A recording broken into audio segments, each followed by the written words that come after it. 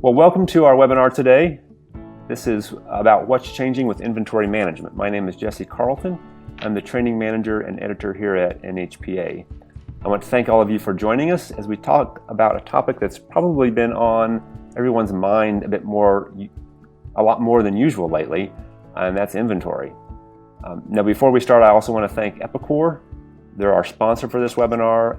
Epicor is also the sponsor for our entire strategic series.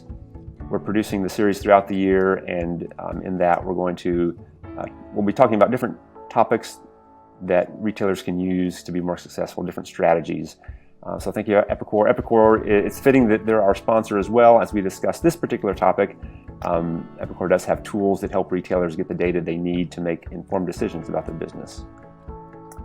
Well, it hardly goes without saying that this supply chain has been under a lot of stress this past year and a half. While those disruptions have impacted different retailers in different ways, and as we'll see, we have represented here paint and hardware, nearly everyone in retailing has had to change some of their buying habits and sometimes even what products they choose to carry. So to explore this topic, I'd like to welcome a couple of retailers who have generously offered their time and thoughts to discuss the adjustments they've had to make along the way as they manage inventory. I want to get some of their thoughts on what the challenges and opportunities have been over the past 18 months, as well as what are some of the lessons we can take going forward as we think about inventory management. So I'd like to just go and introduce our panelists for today. First, we have Elliot Greenberg. He's the president and CEO of J.C. Licht, which has, are we at 44 stores now in the greater Chicago area? That's correct, Jesse. 44 stores. And also with us is Ed Shank. He's the owner of Weaver's Hardware, and they have 3 stores in the Pennsylvania area, in Pennsylvania. So if we could start off, just each one of you, starting with Elliot, and then we'll go to Ed. Tell us just a little bit about your business and your main customer base. Okay. Elliot, we'll start with you. So we're a paint and decorating retailer based out of Chicago. Our corporate headquarters is in Addison. Really, our reach goes really suburbs in all directions outside of Chicago, and we're starting to go into Wisconsin. And so we're a Midwest, Chicago-based company. A big portion of our business before the pandemic was 75% contractor, mostly residential repaint contractors, commercial painting contractors, woodworkers where we sell lacquer to, nice home fashions, window treatment and wallpaper business. In the pandemic, obviously retail has grown dramatically. We got an e-commerce site up right away. So we have a nice retail business, but our number one focus is still the painting contractor. It's all about service. We have 3 locations actually have people at 3:30 in the morning getting paint ready to deliver. We have 45 delivery vans and trucks, and it's really a commercial res repaint, get paint in the hands to our customers in a convenient way. That's why we have locations pretty much 5 to 7 miles apart throughout the market.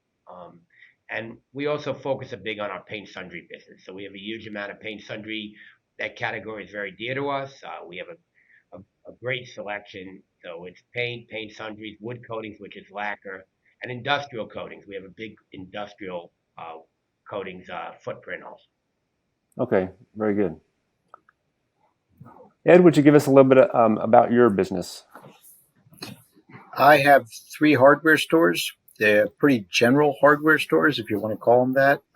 Our key customer we're probably 75 or 80% retail and 20% B2B.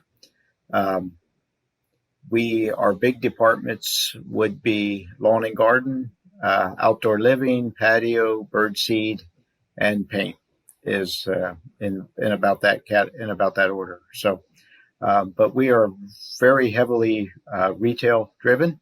It drives our business.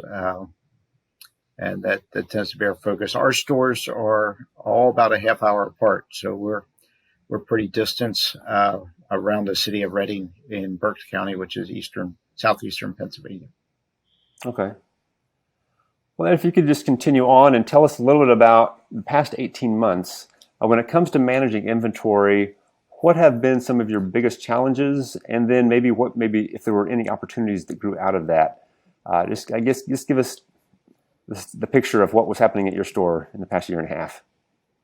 Sure. Um, our model historically has been what I would call truck to shelf. Uh, Warehousing was saved for bulk products, grills, patio furniture, that sort of thing. Um, Very little backstock in the warehouse. And our supplier is Ace Hardware. Um, and as the pandemic and shortages of products started to happen, we found ourselves making intentional decisions to bulk up our order points, to order more product, to make sure that we had not a month's supply, but 2 or 3 months supply on some products, just to make sure that we wouldn't run out. Um, didn't always work. We always ran out anyway. But yeah, so the buying habit has changed drastically.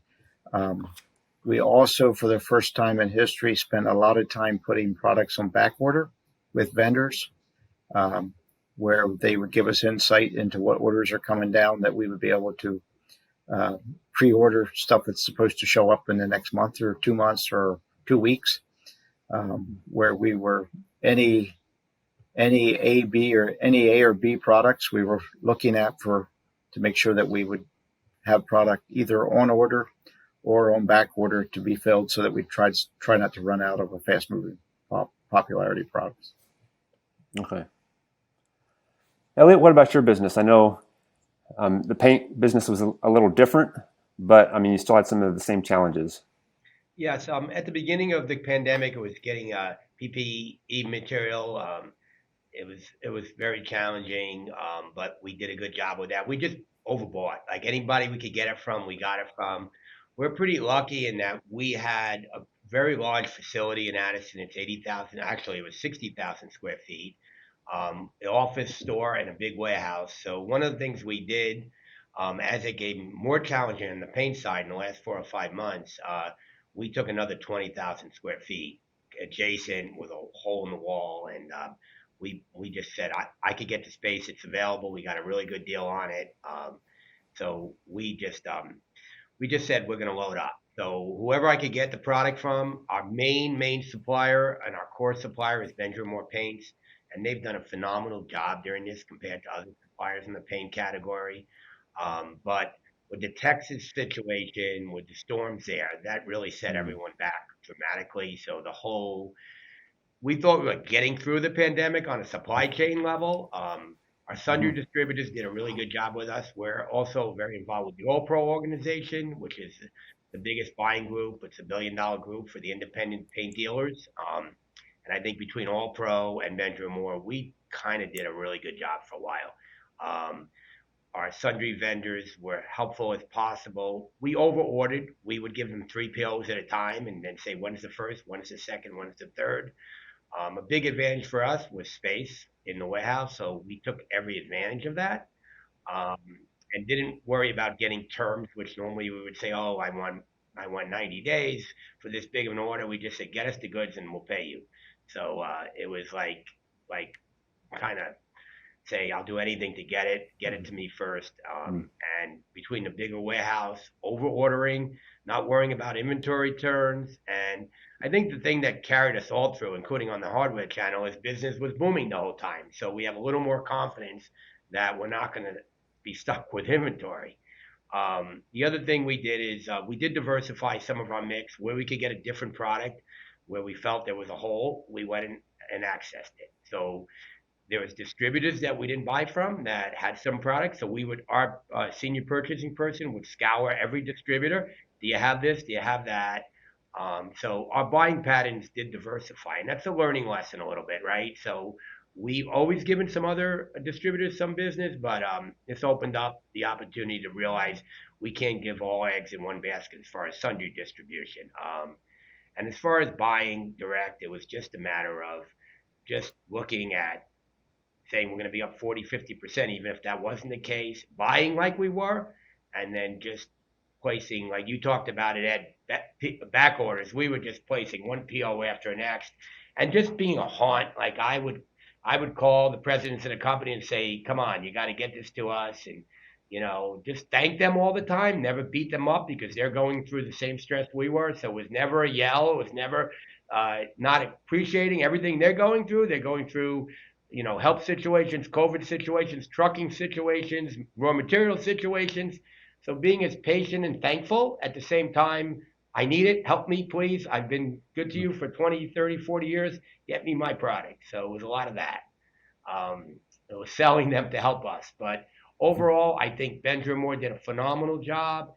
Allpro did a phenomenal job. We do business with Lancaster, and they did a great job. So all my core vendors did a phenomenal job. So I think it's a lot of thankfulness for them, without a doubt. Without our vendors and our partners, we could not have gone through this. That's good. And I think if I remember correctly, Elliot, you said that you picked up some more retail business than you had been doing before.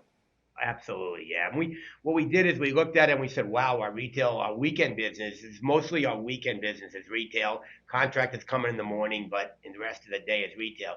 So we obviously revenue was up and profits were up. So we took that money and put it back into marketing for retail. Like we started be really marketing our brand and Benjamin Moore all day and Hunter Douglas on the window treatment side. And it's kind of working. So my budget doubled or tripled on marketing and trying to drive them to our e-commerce site. And the reason we did that, we're overwhelming the stores, and e-commerce slows the process down for us. So it allowed our stores to look at the order. It all comes out of each store. Most of it's picked up, but we do some delivery on it. But most people just want to pick it up in the store. But they give us a 5 to 10 hour time.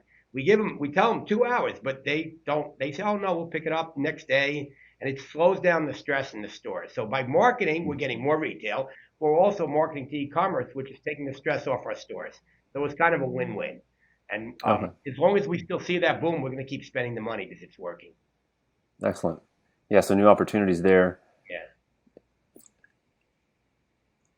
I know you may have touched on this earlier, but did you make any major changes to your assortments? Did you begin to use more secondary suppliers? I think, Elliot, you mentioned that you used some more secondary suppliers. Ed, what about you? Did you make any changes to your assortments or secondary suppliers? Did it kind of stay the same?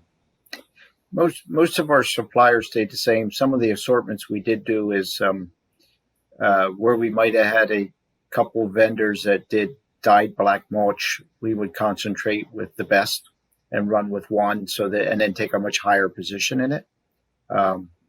Some consolidation of SKUs, primarily around what was available on a consistent basis, so that you weren't always out of stock on a specific brand. We found that customers really didn't. If customers were really understanding that if a certain brand was out of stock and you had an alternative, they pretty much were glad to get the alternative and go. So the brand loyalty was not as strong. I mean, you still have strong brands like Benmore. We had to do Weber grills, that kind of stuff. We still have strong brand loyalty around that, but they would be more flexible as, if this model's out of stock, what do you recommend as one's close, or do you have another manufacturer that can do the similar type thing? So there was a lot of, more than anything else, it was around what's available on a consistent basis. It was around what was supply. Yeah. Elliot, did you notice anything in terms of, or did you make any major changes to assortments? Or Not a lot, because like I said, our vendors came through for us for the most part. We do have 2 hardware stores right now. We're getting more involved with Ace and opening some hardware stores. That's in our plan. But in our hardware store mix, they did okay. We didn't really get involved with hardware till later in the pandemic, and at the beginning, I think it was really difficult to get product, but it seems a little better. I don't know if that's true with you, Ed, but it seems like they're catching up a little bit. Yeah, we kept with who took us to the dance, pretty much all of them. But we have 3 major suppliers of brushes and rollers: Arrow, Worcester, and Corona. So they all did a good job for us, but sometimes Arrow was a little better than Worcester, and Corona wasn't as good. So nobody walked out of a store because they didn't have a high quality roller cover, applicator, brush. So we might have had a few brushes out here and there, but when you walked into our stores, it looked kind of full, and it gave an impression that we have inventory, and I think our customers were very confident in that. So Mm. our diversity of product mix was probably the biggest advantage for us. We have, two or three lines of every paint sundry, and we've always done that. So if one was a little low, we had the other. So that was always been a strategy of mine. It kind of paid off dividends during the pandemic. Okay. Well, one thing, and you kind of touched on this earlier when you talk about brands, there's a recent survey from the Farnsworth Group that said that about 32% of pros have tried a new building material in the past few months. And when I was looking at the list of the different types of materials, they mentioned paint was at the top of the list. Windows and doors and lighting were up there too. But of those contractors, 90% said that they were satisfied with the new brand, and 75% said that new brand is actually better than the one they were using before. So I guess kind of my question to you is, what has been your reaction as you bring in maybe alternative brands? What has been your customers' reaction to those? And do you think that you're going to keep them? Are they going to supplement or replace existing brands, or how is that going to kind of change your brand strategy going in the future? Ed, start with you. A couple new brands. Where we have steel in all our stores, and against their wishes, we also started selling Ego, which is a battery-powered line of power tools, and found that the Ego pretty much took over the battery business. It's just a higher quality. Seems to be consumers like it better. We'll put it that way, and so there are some, you bring in some new brands, and a lot of times some of it was supply and some of it was what people are looking for. But when you brought the new ones in, I have a feeling that they will probably supplement it for a while. We'll watch, see what happens. It all depends on what the customer following is. Okay. Elliot, what are you finding at your stores? Well, our major national company store competitor had some product issues and product supply issues in the last 3 months. Basically, since Texas, it's really impacted our paint industry much more than before. So we've gotten a lot of new business because we had product. We had more than they did on more of the lower end commercial scale. So the customers that have come to us have fallen in love with our service, but also the product. So it gave us an opportunity to get new customers. But we didn't switch the brand, still focusing on Benjamin Moore Paint, but they were able to supply us with that price point better than our competition. So, and then there was another company I do business with where I buy a specific product that's more of a commercial, low end price point ceiling paint that's dead flat. And they didn't have the raw materials, but they did a phenomenal job of finding substitute raw materials. Well, honest that it's going to be a different product, but it was a very successful product for us. And we just brought like as much as we can without even testing it. We tested a few, and a few guys said, that's fine. And I said, just get me everything you had, because they couldn't get the other one. It was a big number. And then a lot of the customers saying they like it better than the other one that they love. So just got lucky. And now I have a new product coming from Benjamin Moore. I ordered 4 truckloads, and I never tested it, but it hits a point where we don't have it. And I'm like, yeah, give it to me. I have trust in Ben Moore. Everything they make is usually great. And we're just going to fly with it because it's more seat of the pants now. If you have it, they don't, you win, right? So a little gambling, a little trust in the people that I'm doing business with, and then hope, And if it doesn't work, I'll figure it out after, So there's a lot of gambling, a lot of just saying the heck with it, we're going for it. So I think that's the strategy that we've taken. I know a lot of people have taken that strategy. If you have it, they'll buy it from you. If you don't have it, you're not gonna make the sale. That's right. Yeah. What kind of leads into customer expectations? They've kind of trusted you like you trust your vendors. How do you manage customer expectations when you're facing stock shortages, whether it's empty shelves or, that just is the general look of the store, or when it comes to you just don't have the product, or when there's hiccups in what normally should happen, how do you kind of manage the customer facing part of this? Ed, we'll start with you. Uh, it didn't take us long into the pandemic to realize that there were certain products that just weren't going to come back into stock very quickly. And so we started remerchandising. So the worst thing you could do is have a bunch of empty shelves and empty hooks.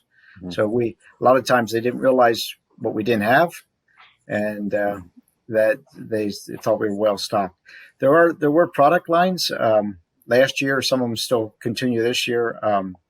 Some of my stores are rural and do a lot of canning jars, and canning jars were very tough to get hold of last year. We had a big orders in the pipeline, which we got, but sold out very, very quickly and weren't able to get them. And there's still a short demand product right now. So still a supply issue. When it first happened, people were surprised. And we said that, they're just not producing them. We just can't get them. And when you have a canning industry, when you're used to selling a truckload of canning jars and you can't find any canning jars, customers are just a little frustrated. But they soon became aware of it and normalized it. And it's like, oh yeah. Right now, we have pool supplies at our 3 stores, and chlorine tablets are non-existent. It's a national shortage of chlorine tablets. And customers are aware of it, and we try to give them what other alternatives there can be, but there's not a supplier in the U.S. that has chlorine tablets that you could buy for anything short of 5x what it used to be.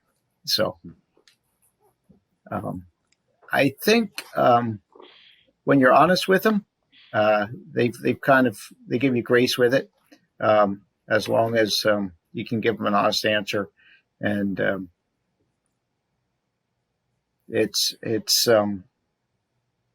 I think, like Elliot said, our inventory's up, I don't know, 25, 35% over a year ago. We have a lot of inventory, more than we've ever done. So there might be some products that are short, but they look around the store and go, boy, you got lots of other stuff. So it's not for lack of trying, and I think they know that. So usually, early on, we did put signs up all the time about any type of product that was out. Say, hey, this is a national shortage. It's out of stock. We really don't know when it's coming back in. We apologize in advance. But now that's down to just a handful of products like chlorine. We have signs up about that right now, and canning jar lids. We have signs up about that. So, okay. I imagine a lot of that comes back to your customers. You've already built a good relationship with them, then it's a lot easier to navigate through those shortages, I think. Elliot, what about you? Well, I think it's similar to what Ed's saying. Our customers know what's going on, right? It's out there. No one's blind to what's happening. Our bigger customers are even more knowledgeable of it because they've been asking me questions. Hey, well, what does it look like? I hear some bad things are coming down. How has Texas impacted you? These people they know what's going on. There's so much social media now, and you just get information so quickly. So that helps so much because we don't have to explain to them. They know we have a problem, and all they want is us to come up with solutions. So we have about 30 outside sales reps that primarily sell to either wood coatings industry or the paint. And our reps, we talk to them daily. We have a great sales manager, and he's communicating daily what our challenges are and big jobs that are coming. We get way ahead of them. So we tell them, let us know early if you have a big job. A big job for us could be 10,000 gallons, right? And we have to find 10,000 gallons of one product. And we talk to Ben Moore, we talk to Rust-Oleum, we talk to Carboline, Ilva, which is one of our big suppliers in wood coatings, M.L. Campbell, and we say, hey, we have a big job. When can we get this? Can we get this? And then let's say we could get it, but we might not have it when the job starts. So we said, send it. So we get product in. There might be a job scheduled in June, and we got the stuff in April because we were afraid we wouldn't have it in June. And we call it the bullpen. In our warehouse, we have this whole area where we mark off things reserved for customer. And we put in a different inventory. It's been very complicated. Our purchasing department has done a great job, but people want to steal it. So one rep will go, listen, I just need 200 gallons. Can I take it? And we kind of go, okay. But, so we're constantly working at it. So expectations, getting way ahead of the jobs, communicating with our vendors when we have a big job, mostly on the paint coating side. Okay, when is it? And even if they say, I think I got the job, which is always the case, and usually they get it, we order it. And if they don't have the job, we find out who got it and we call them up. We got the paint. So we're just being incredibly proactive, overly communicative. And you know what it's doing? It's teaching us good habits. We always talk, what do we learn from the pandemic, right? How do we get better business people? And one of the things my salespeople who have never been proactive, they wait to the last minute and then they go, why don't we have that? They're learning new habits, and our goal is to keep, once we get through this, maybe their habits will help us have a better inventory supply and more efficient. But right now, we're just like over ordering, overbuying, and over communicating. It kind of leads into my next question as we're thinking about the future. We've been talking about what we've been doing in the past. And so how's, when eventually, and, some people are talking it might be next year before the supply chain issues kind of level out. It's kind of hard to tell at this point, but, when things get back to a little bit the way they were before, do you anticipate making any long-term changes to the way you manage your inventory?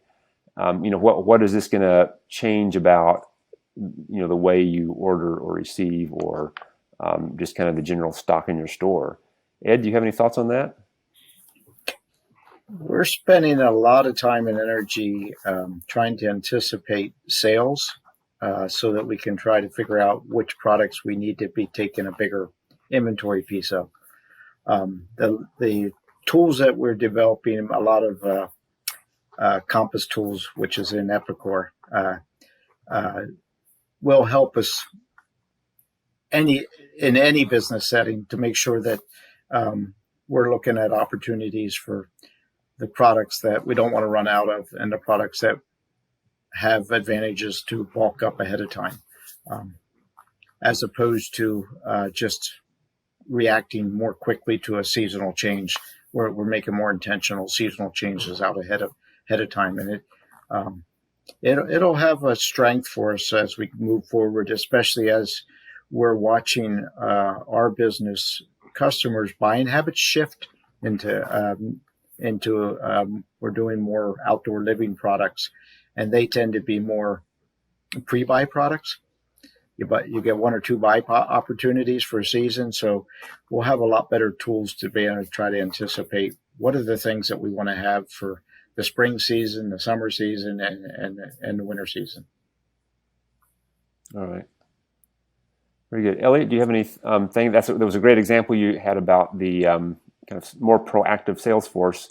Anything else, long-term changes in inventory? I think that's one of the ones we're doing. Obviously, we took the extra warehouse space. So actually, having backup for the company always, having the inventory that, as we grow, we have it. So we also have a 3-person purchasing department. At one point we had one. So we have much more data, and we're going to really work with our IT department to become much more data driven, because right now it's like just load up and hope we're ordering the right thing. And we kind of know what sells the best, but we definitely want to become much more efficient when we get through this. We just don't have time now. Right now it's just getting product.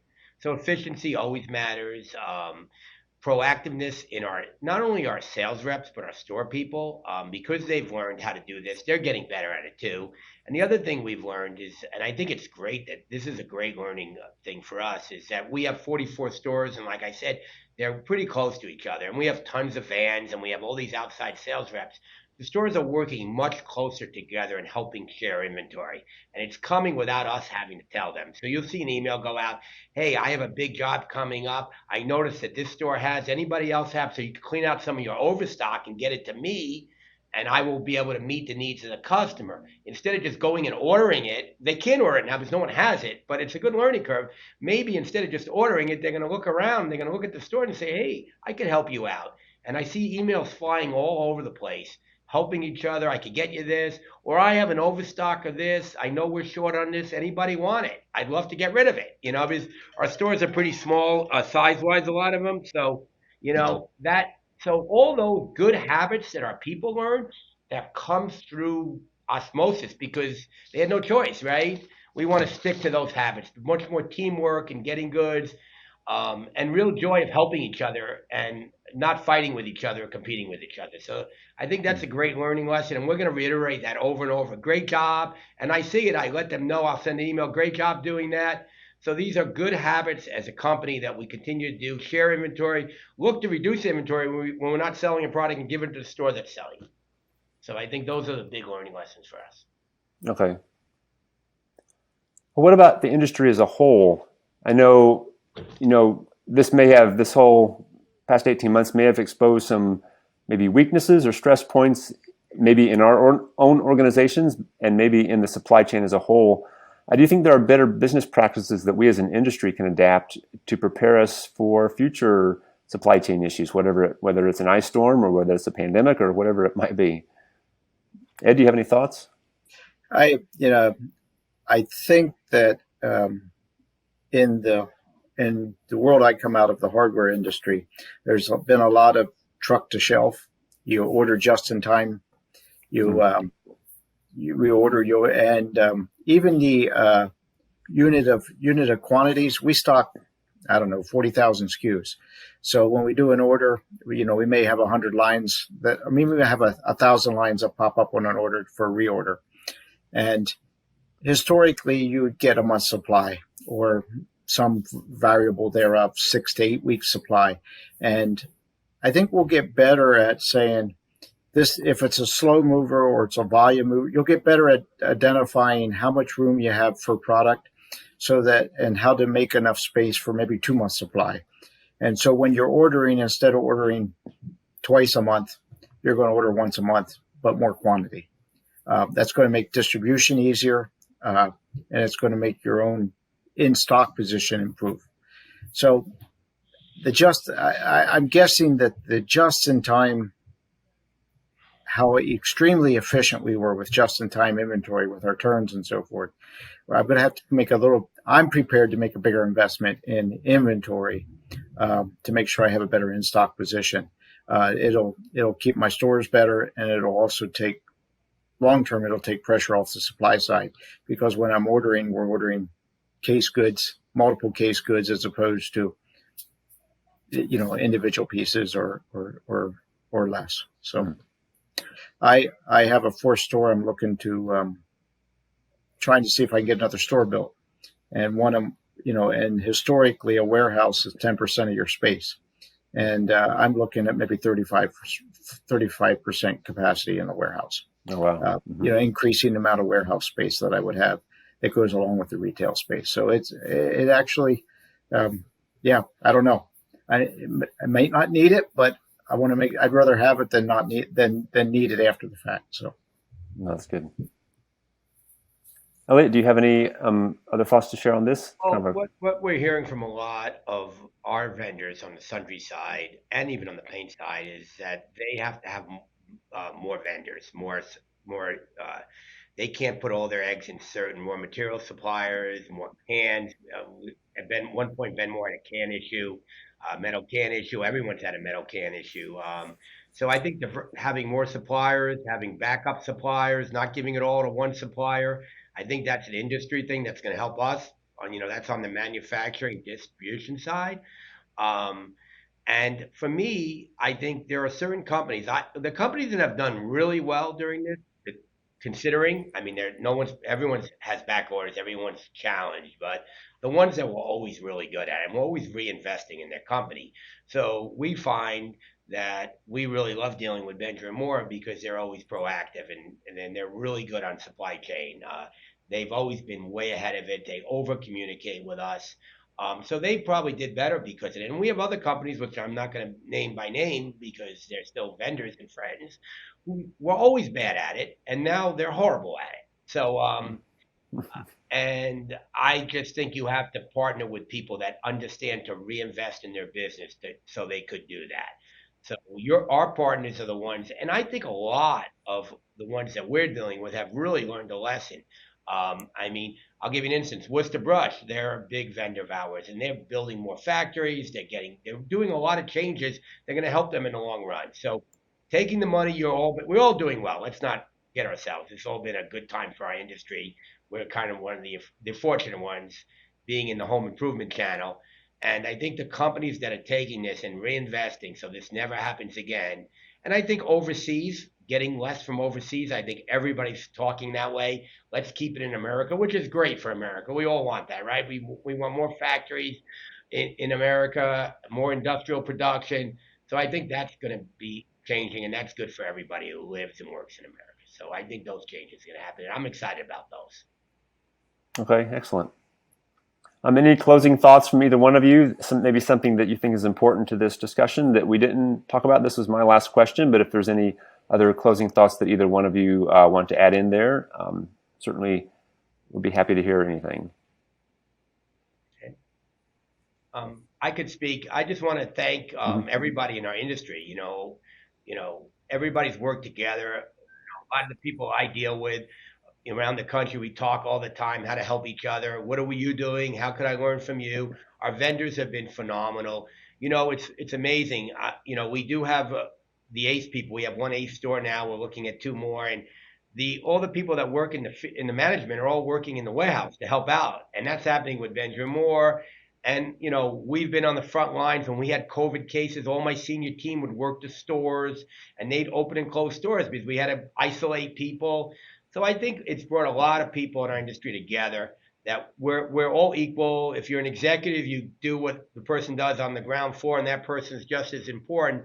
So I hope we all come out of this and we keep those lessons that everybody's equally important in every company, and the people that are unloading trucks and the people that are putting products together and shipping products are equally as important as the CEO and senior management of any team. So I think we feel as a company that we've grown closer together. We bonded closer. We feel we've made it through this. We've kept everyone healthy. So I think our industry as a whole, the paint, the hardware channel, the independent channel could be really proud. And I hope this takes us to another level. Like, we want to be in this business. We could succeed. We could beat the giants. So I think ACE has done well. The Ben Moore channel has done well. And I'm really proud of what we've all accomplished. Excellent. Yeah, I would have to second that. It has definitely been a team effort all across the board, and everybody pitching in and working together. And because of this pandemic, and because we're in a homeware improvement, and because products have been limited and we had a very limited hours for a couple of months here on the East Coast. It seems like our customers respect us and appreciate the fact that we're open, and like the personal touch that we come in for, and work together to provide for each other. So there's kind of a renewed customer base, I guess, engagement in our stores that we see. That's really kind of cool. And then to watch our primary vendor, we get most of our product from Ace Hardware out of the warehouse, other than the bulky items which we drop ship. But I said, especially this spring when everything was still going quite strong, I was encouraging other dealers as well as ourselves. We were watching, when you're ordering something, make sure it's worthwhile to chase somebody to a bin to get. Don't get 2, get 6, get 8, get 12, whatever you can take. In other words, let's all work together to become more efficient as an organization, because that lowers our cost of goods and also keeps everybody. It allows them to actually get the product shipped that they need to.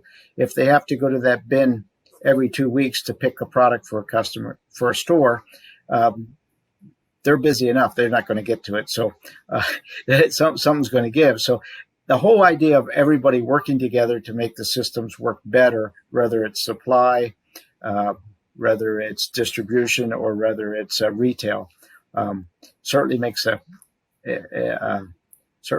whole lot of makes it a lot more fun to be in business. Yeah, we're looking back on this, and there was